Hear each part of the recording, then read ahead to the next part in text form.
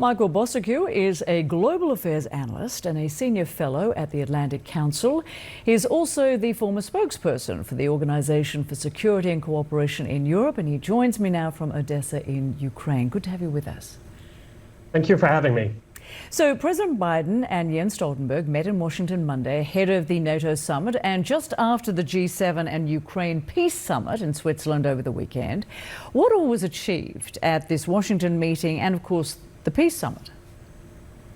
Sure. Well, good to be with you. I think what we're seeing in the wider perspective, Rosemary, is NATO, G7, allies of Ukraine, working together over time in a very fast pace to fireproof long-term sustainable military support to Ukraine because, well, two things. A lot of them are not going to probably be in power in a few months' time, given all the elections going on. And secondly, we could face the prospect of Republicans taking over the White House, which could really hamper aid to Ukraine. So this is all a great strategy. And the other thing I think they have in the back of their minds is that taxpayers, unfortunately, are getting increasingly wary of supporting the war in Ukraine with all the troubles back home. So they're looking at things, for example, like unfreezing Russian assets to help Ukraine, as well as, for example, what NATO is proposing, 40 billion euros a year in support for Ukraine. So these are all moves that are really, really welcome,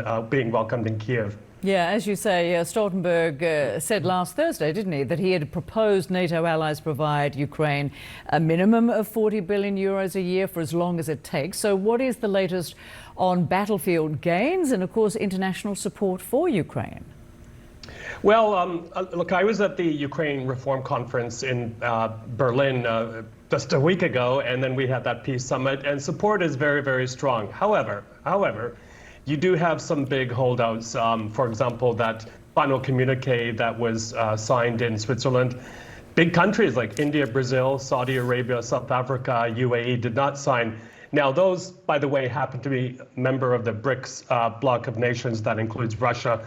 And I think we're also getting signals from them that they'd like to see Russia at the negotiating table. That is something I don't think Kiev is yet prepared to do.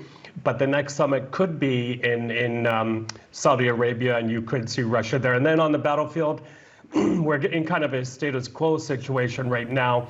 But what Zelensky, Rosemary, is doing right now is trying to explain to the West what Russian occupation would mean. For example, he used the word bozhevilny, or crazy in Ukrainian, to describe Republicans and their demands that Ukraine give up territories. That's a non-starter here in Ukraine. And of course, despite struggles to gain ground along parts of the front lines, one area where Ukraine seems to be having a string of wins, the Black Sea. For a country without a navy, Ukraine says it's managed to take out a third of Russia's navy, and they've kept exports following across the sea despite Moscow's withdrawal from the Black Sea grain agreement last year. So what more can you tell us about how Kyiv is pulling all of this off? Sure, it's pretty incredible. I made my first visit to the port just on Sunday, and officials there told us that Odessa port feeds about 400 million people around the world, including in a lot of poorer countries. And we were able also to see at the Black Sea Security Forum one of those high-tech marine drones that have destroyed, as you said, so much of the Black Sea fleet. So they're leveraging technology, they're using innovation, they're standing up to Russia, busting through the Russian naval blockade of the Black Sea to get food to world markets. It's pretty incredible for a country that doesn't have a navy. Having said that, they still have challenges. For example, getting more men and women to the battlefront. Conscription is a big issue here. But I think once the military aid starts to come to the battlefront big time, you're going to see significant changes in the stances of both militaries. Right, and of course, meantime, Russia's President Putin is set to arrive in North Korea in the coming hours to meet with Kim Jong-un on the issue of Ukraine, among other topics. What risk does this strengthening and deepening relationship pose to Ukraine, of course, the world? Yeah, well, look, I'm glad Stoltenberg called out China for its backdoor support of Ukraine, and we all know what North Korea has been doing since the start of the war, even before the start of the war, helping Russia bust through Western sanctions, but also providing a lot of military aid. Look, Russia, let's be frank about this, Russia has very few friends left in the world, and it has to turn to rogue countries like North Korea to get support to fund its war machine. So I think you're going to see a deepening of those ties.